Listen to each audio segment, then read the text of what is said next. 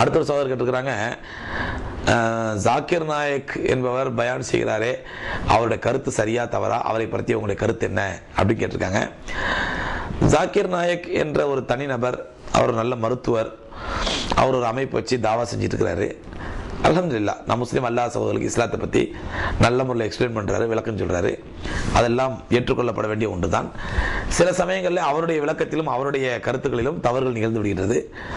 அந்த தவறுகள் சுட்டிக்காட்டப்பட வேண்டும். அது சுட்டிக்காட்டப்பட்டால் திருத்திக் கொள்ள வேண்டும். அதனால் ஜாக்கிர் நாயக்குங்கிற தனி மனுஷனை பொறுத்தவரை அவர் ஒரு நல்ல அறிஞர், மார்க்கத்தை இஸ்லாத்தை முஸ்லீம்கள் அல்லாதவர்களுக்கு இந்த அழகான முறையில் அவருடைய வாதத்திறமையெல்லாம் எடுத்து சொல்லி மக்களுக்கு தாவா செஞ்சுட்டு இருக்கிறாரு.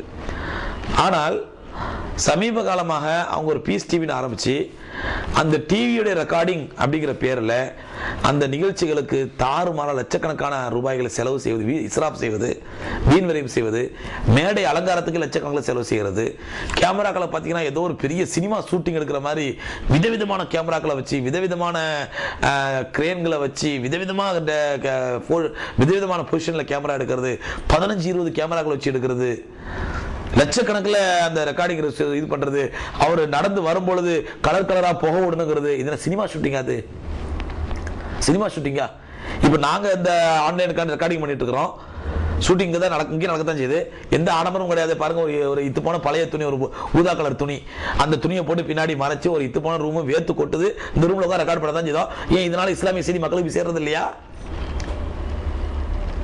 அப்ப அதனால மக்களுக்கு செய்தி சேர்றதுக்கு இஸ்லாம் அதனுடைய கருத்துக்களால் தான் கவரப்பட வேண்டுமே தவிர டெக்கரேஷனால் அல்ல, டெக்கரேஷன் பண்ணி கவரப்படுவது அல்ல.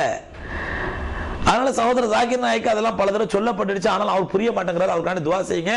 அந்த டெக்கரேஷனுக்கு அவர் செய்யக்கூடிய செலவு சுபஹானல்லாஹ் தாவா செய்யறாரு. ஆனால் ஆடம்பரமான தாவா, அனாச்சாரமான தாவா, இஸ்லாத்திற்கு எதிரான தாவா.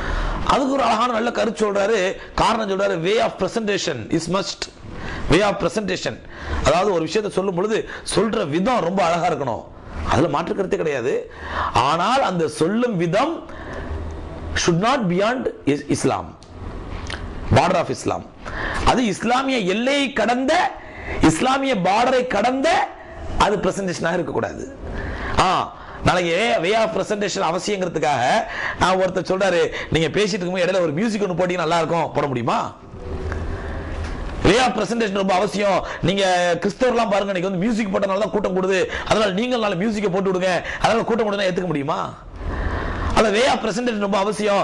நீங்க பாருங்க, ஐபிஎல் கிரிக்கெட்லாம் முதல்ல கிரிக்கெட்னாக்கா ஒரு பேட்ஸ்மேன் அடிப்பான், ஒருத்தன் போல் போடுவான், எல்லாம் சிக்ஸர் அடிச்சுதான் ஏழிச்சு கை தட்டுவாங்க. இப்போ வே ஆஃப் பிரசன்டேஷன் மஸ்ட். அதனால அந்த ஸ்டேஜ்ல பாருங்க, ஒரு 10-15 பொம்பளைங்களை ஜட்டி பாடியோட அரகுர ட்ரெஸ்ஸோட நிக்க விட்டு அவளை அந்த ஒரு சிக்ஸர் அடிச்ச உடனே எழுந்து டான்ஸ் ஆட விடுறோம். அதே மாதிரி இஸ்லாத்துல கொண்டு வர முடியுமா? வே ஆஃப் பிரசன்டேஷன் மஸ்ட்ங்கிறதுக்காக வேண்டி இஸ்லாத்துல ஸ்டேஜ்ல கொண்டு வந்து ஒரு முக்கியமான நல்ல கருத்து சொல்லும் பொழுது எல்லாத்தையும் டான்ஸ் ஆட விடலாம் சொல்ல முடியுமா? முதல்ல அவர் நல்ல கருத்து சொல்லும் பொழுது கைத்தட்டுவதை அனுமதிப்பதே மிக பெரும் பாவம். கைத்தட்டுவதை அனுமதிக்க கூடாது.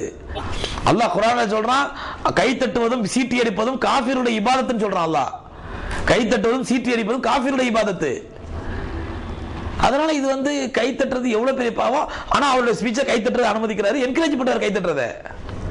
அது மக்கள் கைத்தட்டுறாங்க. சரி, அவர் எப்படி என்கரேஜ் பண்ண? நமக்கு மக்களுக்கு அறிய வேண்டாமா? அதனால ஒரு அரசியல் கட்டமா, அரசியல் கட்சி தலைவராக பேசுறாரு கைத்தட்டுறதுக்கு. அதனால இந்த மாதிரி நிறைய குறைபாடுகள் இருக்குது. ஆக இவையெல்லாம் களையப்பட வேண்டும். ஆகவே சகோதரர் ஜாக்கிர் நாயக் ஒரு முழுமையான முஸ்லீமாக வர வேண்டும், இஸ்லாமிய வட்டத்துக்கு வர வேண்டும். அவர் அவருடைய கல்ச்சரை பொறுத்தவரை இன்னும் அந்த மேற்கத்திய கலாச்சாரத்தின் பாதிப்பு அவருக்கு இருக்குது.